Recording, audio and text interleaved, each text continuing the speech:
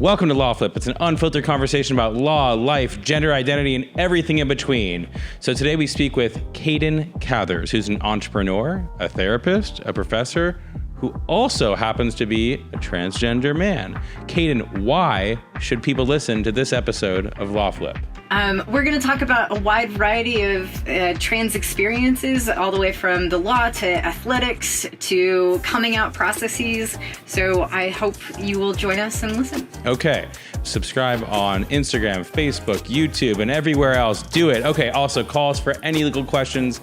833-LAW-FLIP. Let's get into the episode. Law flip, objection, your honor. Turn the game upside down. Law flip, objection, your honor. Turn the game upside down. I am so excited to have Caden Cathers on the podcast. So at Law Flip, we always talk about entrepreneurship. We talk about mental health. And in my employment practice at Smith Law, we handle cases where those in the LGBTQIA community are discriminated against, harassed. And so there's really no better person for me to talk to than Caden Cathers. Welcome, Caden. Thank you so much for having me. So I want to get something out of the way. I only know as much as I know about the trans experience. I tried to inform myself as much as possible. So I'm coming from a place of trying to understand. If I mess something up, pronouns or otherwise, please excuse me. So, Caden, where'd you grow up? I grew up partly in California and partly in Poland. I actually almost like bi-coastal, except bi-continental. Explain. So my family is from Poland, and so during the summers I was there. Okay. And during the school year I was here in California. And so kind of a fourth over there, 3/4 over here, back and forth from 89 to about 2004. Sounds good to me. Okay, so then where'd you go to college? I did my bachelor's at Santa Clara University in biology. I almost did a double major with environmental science and double minors in chemistry and math, but I was missing 3 classes and I was like, I'm done, I'm graduating, because I was going to go on to a doctorate anyway. Okay, so then you get the doctorate in what? My first doctorate program I was a dropout. I dropped out of an environmental toxicology PhD program at UC Riverside. Then I went on to a master's degree in clinical psychology, focusing on LGBT psychology and health psychology. Then I went on to a second doctorate program, focusing on, again, I almost finished a specialization. I was just missing 1 class, so I focused primarily on psychoanalytic psychotherapy, but did not finish that specialization. And now I'm going into an MBA program this fall on focusing on healthcare leadership. At some point in time, you come to sort of realize, or what is the way to describe it, where you figure out that you are a trans person? Yeah, well, the journey is kind of long, as any self-discovery journey, I think.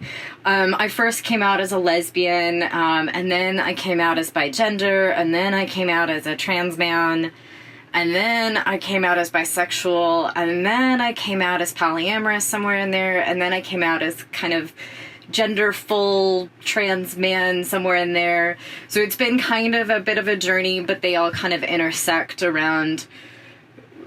It's not that I've done a lot of changing, like I don't look different, I don't act different, I don't particularly dress differently. It's just more about trying to find a label that kind of encompasses the human experience is difficult, and I think some of coming out is really about that. And some of it is coming to terms with it. Some of it is expressing it to the world. So coming out can mean different things for different people. And it's 2021, and we think that we have a woke society, and so that everybody must feel super comfortable in whatever place they're at. In 2021... what fantasy do you live in? And it's 2021. How does it feel to be a transgender person in 2021? I think it really depends on a number of factors, and those factors are going to have to do with what are the other intersections of identity. For example, race.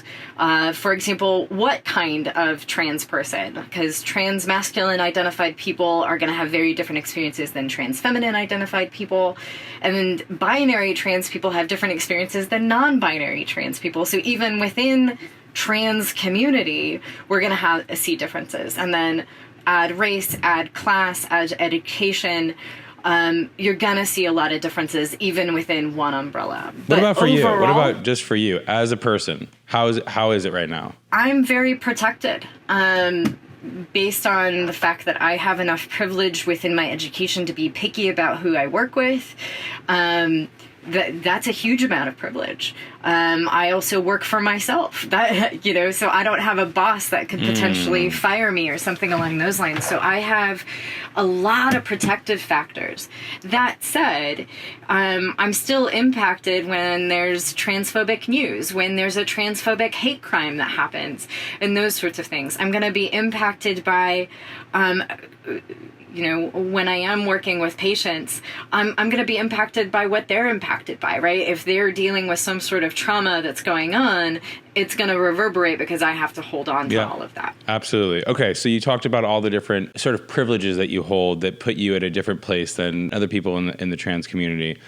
You're a professor, you're an entrepreneur, you're a therapist, you're in a committed relationship. And as a mental health professional, from a very basic level, help us understand what are the biggest challenges that the trans community or that the individuals in the trans community face? So I think that's going to be hotly debated about where you think the biggest issues are. Do you think the biggest issues are external, or do you think the biggest issues are internal? Ooh. And this is a debate within the psychological community as well. So what do I mean by this? So is the biggest problem the fact that there is discrimination out there? That is a huge problem. No, that's not debated. But is that the biggest one? Is. I fall into the school of thought that's a little bit more, yes, that is a problem, but in some respects, when those messages become internalized, right? So if I believe I don't deserve good things because I'm trans, I'm going to self-sabotage in my own way, even once society, even if I didn't have obstacles. I wouldn't be able, if someone offered me an opportunity, I wouldn't be able to take it if I believed I didn't deserve it. And so I think that sometimes those things, those intrapsychic problems, are so much harder to talk about and so much harder to tease out that we sometimes ignore them because it's almost easier, quote unquote, to think about societal oppression because we could just pass a law and be like, oh, check mark. Right. That makes sense. So we all have insecurities, right? But for trans people, so many people feel that your entire existence, your entire being is wrong.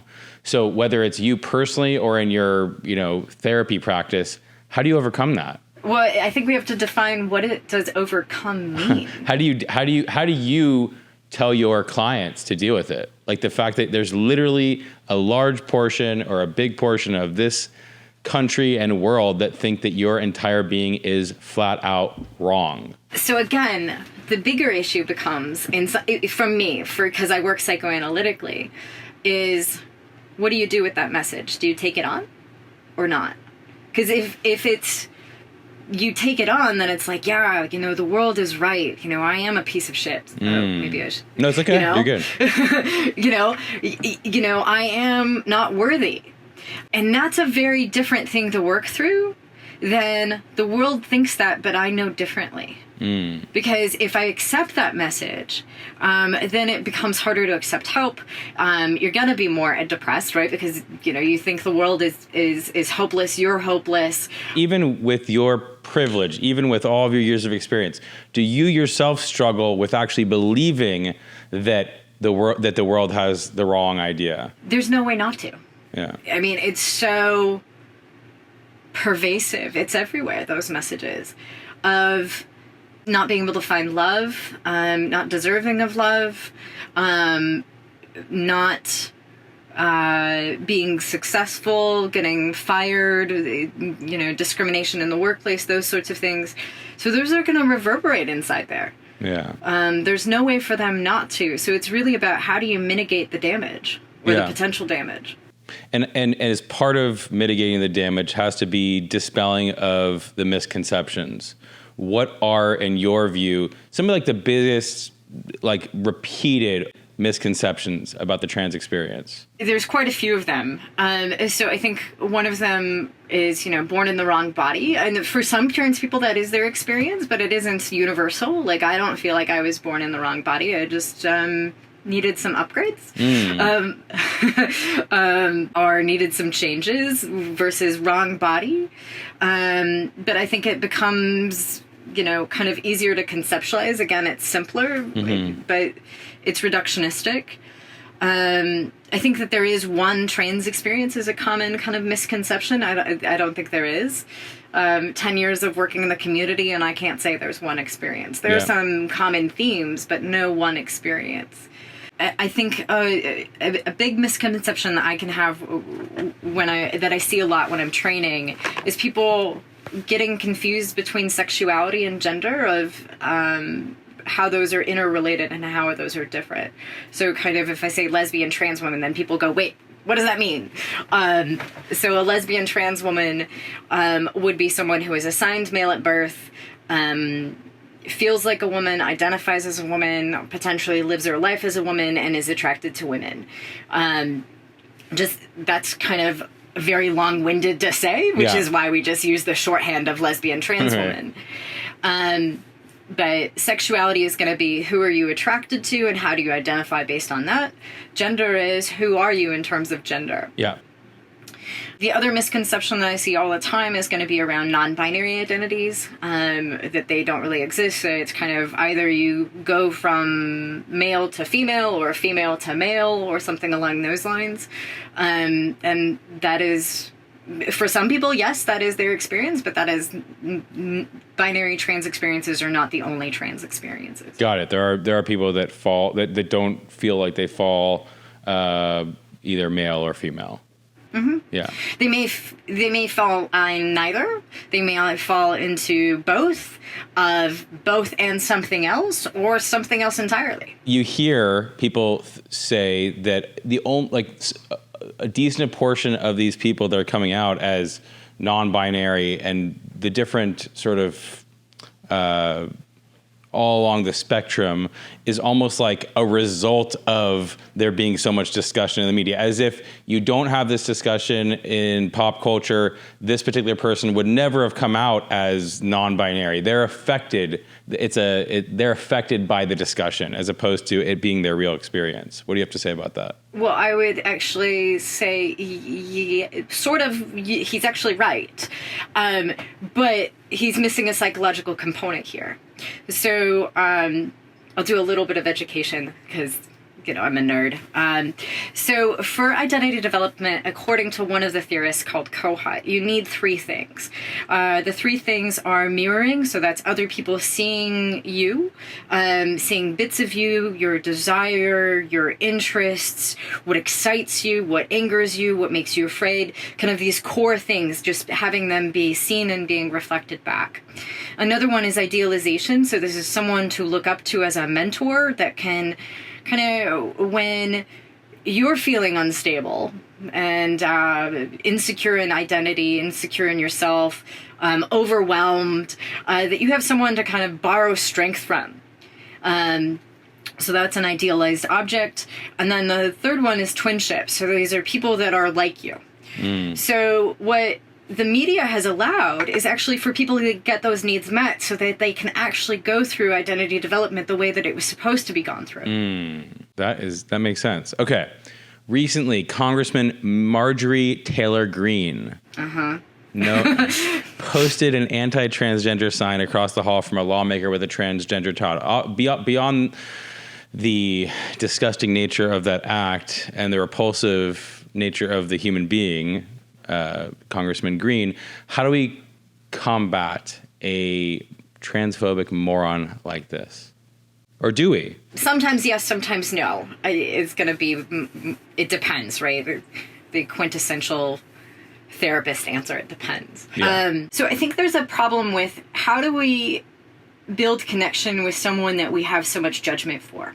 And the judgment goes both ways, right? She's judging trans people as bad, and we're judging her as, an imbecile, a moron, a transphobe, etc.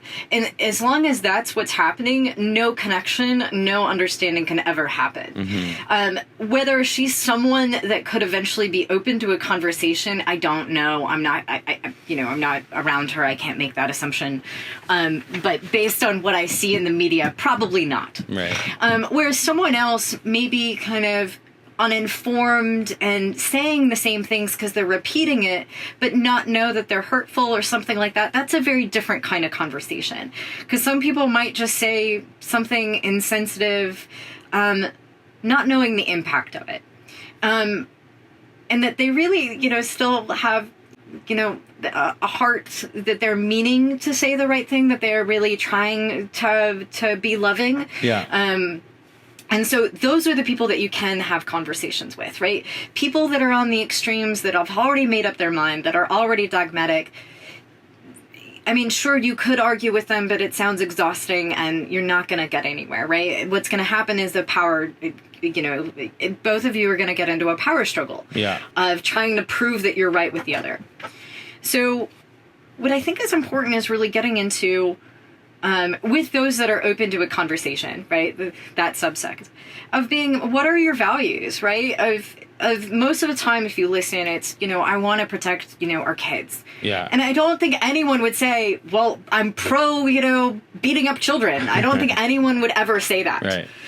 So we can agree, yeah, we all want to protect our kids. Then it becomes, what's the best way to protect our kids?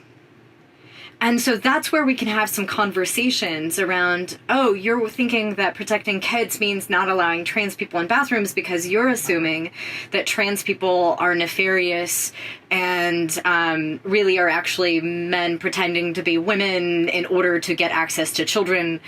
But that's not actually something that's happening. So your desire to protect children, which is a good value, I agree with that value, however, ends up harming trans kids. I think this whole discussion about bathrooms and making assumptions is, if not the, one of the most critical issues of this discussion, at least from my standpoint as an outsider.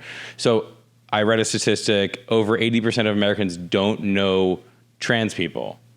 Like, help me understand that statistic. Well, there's not that many of us, right? So that makes sense to me. In addition, we tend to congregate amongst ourselves, right? It's safer. If I'm with a bunch of other trans people, I don't have to necessarily worry about being misgendered. I don't have to worry about explaining myself. But the problem is then we become more insular, and then people don't get to know us. And then because they don't get to know us, they don't become allies. Yep. In the sense of actually, when you know someone, you are much more likely to not just be like, oh, I read about that, that's offensive. Right. You're much more likely to be like, no, I know someone, I know Caden, and, Caden would be hurt by that, and I like Caden, so I don't want Caden to be hurt, so I'm actually going to say something. And for those There's going to be an investment. And for those who don't know trans people, your representation is basically what people hear about, see about in the media. And so, from my sort of from what I see in pop culture, I think Caitlyn Jenner, Laverne Cox, and characters like Jeffrey Tambor in Transparent. That's my sort of what I see in the media and pop culture. Is that representation frustrating for you? Yes and no, right?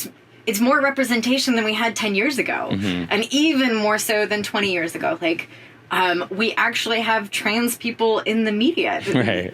And not just. Not just depicted, as a whole. right? Not just depicted, and not just depicted as in a transition storyline. Because even with, Laverne Cox in Orange and the New Black, yes, that was part of it, but that wasn't her main storyline. Right. She just happened to be a character who happened to be trans, and there was something kind of just like, oh, yay, this isn't just another transition story or another coming out story. So it's moving in the right direction, but again, too slow. There's not enough non-binary representation. There's not enough diversity within it. There's also not a lot of representation of different body shapes and different body sizes within trans communities. I think that's also really important because we also, have lots of size differences, or lots of people may transition later in life or earlier in life. Those are going to be certain differences as well. Sure. So moving in the right direction, as in we have more representation, but not enough. Yep. And when Caitlyn Jenner is such a big representation, when most of the trans community really does not like her, and yet because she is trans, people go, oh, well, Caitlyn Jenner said blah, blah, blah, Right. so she must speak for the trans community, because then she becomes a token. Sure. That becomes a bigger problem, which is why we need more. Yeah.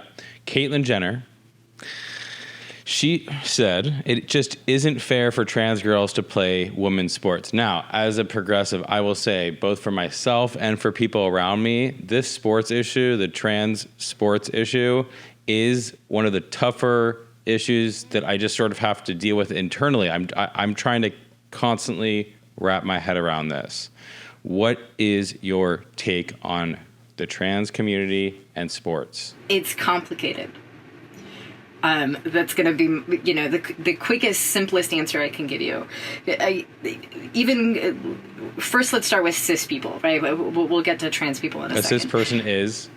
So a cis person is someone who's assigned male at birth and identifies as a man, or assigned female at birth and identifies as a woman, right? So there's a match between sex assigned at birth and gender identity, right? So even within cis women, for example, some are taller, some are shorter, some have more slow twitch fibers, and some have more fast twitch fibers, and some have longer limbs that are better for particular sports, and some are, able to build up muscle to lift stronger weights better.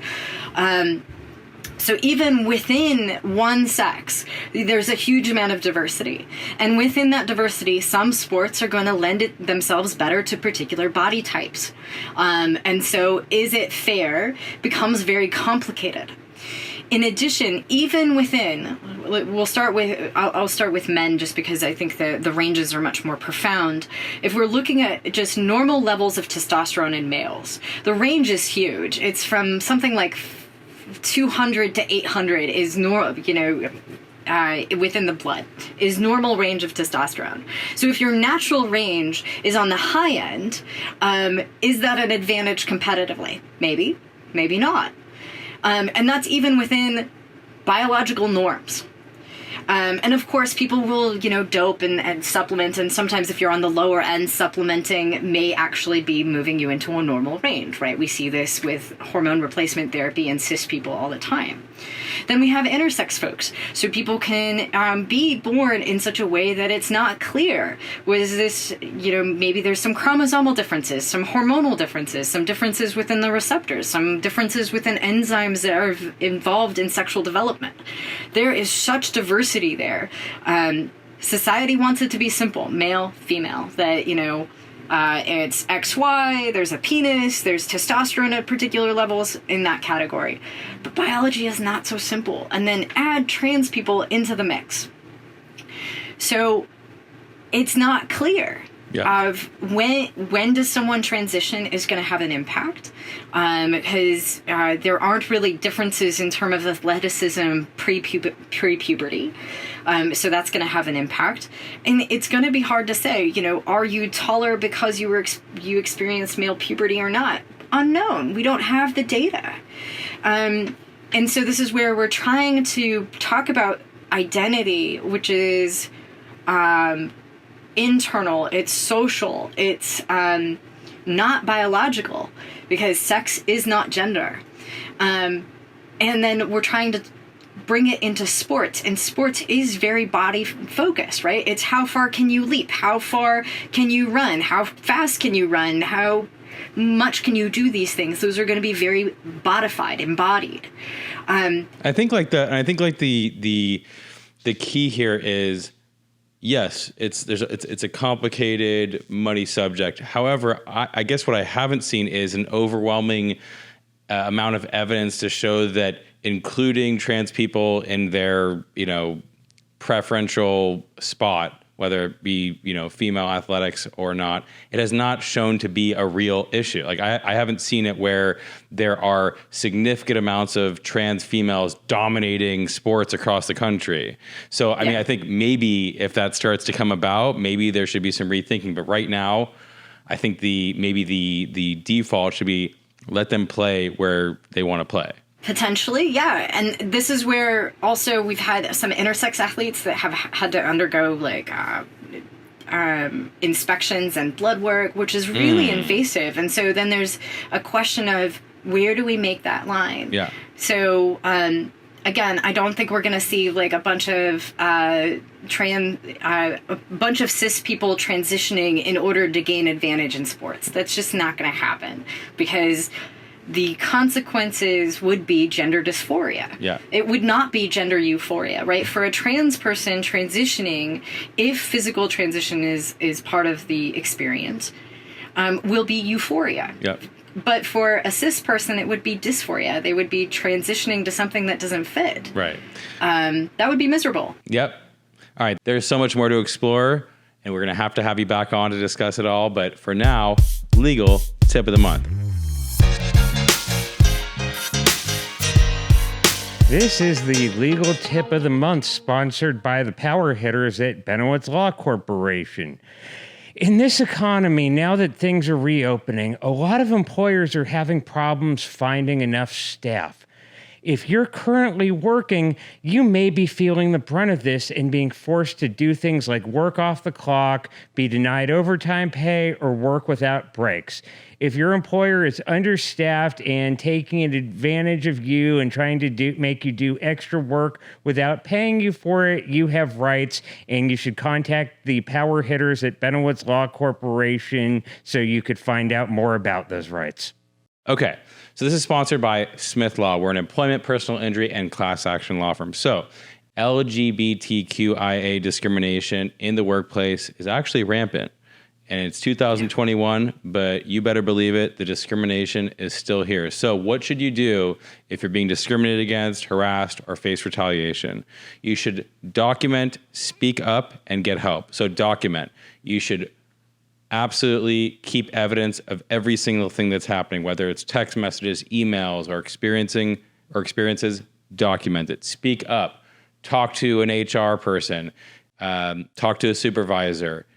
Advocate for yourself in the workplace. And if that doesn't help, if you're not getting where you need to be, seek help. So can I also add to that? Absolutely. Go ahead. Also, if you're facing discrimination in the workplace, that's really stressful. So don't be afraid to seek mental health services for it. Absolutely.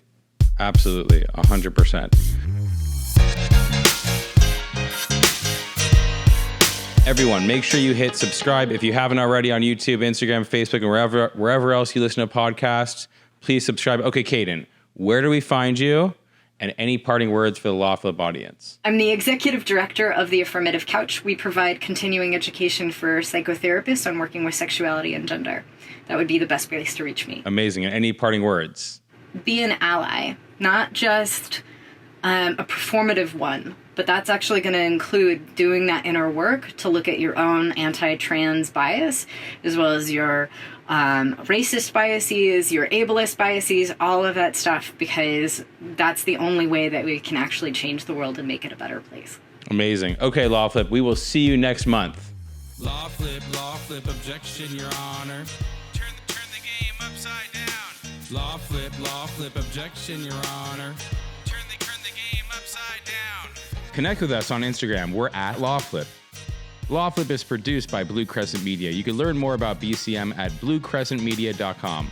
Our intro music is provided by Penn Practice, and our LawFlip identity was created by Garrett Whiston and Travis Nagel. And lastly, this podcast is made available by Smith & Benowitz for educational and entertainment purposes only. By listening to this podcast, you understand that no attorney-client relationship is being formed between you and Smith & Benowitz or any of its attorneys. This podcast should not be used as a substitute for competent legal advice from a licensed professional attorney in your state. To the extent this podcast may be considered an advertisement, Benjamin Smith is the attorney responsible for this advertisement. Thank you. Upside down.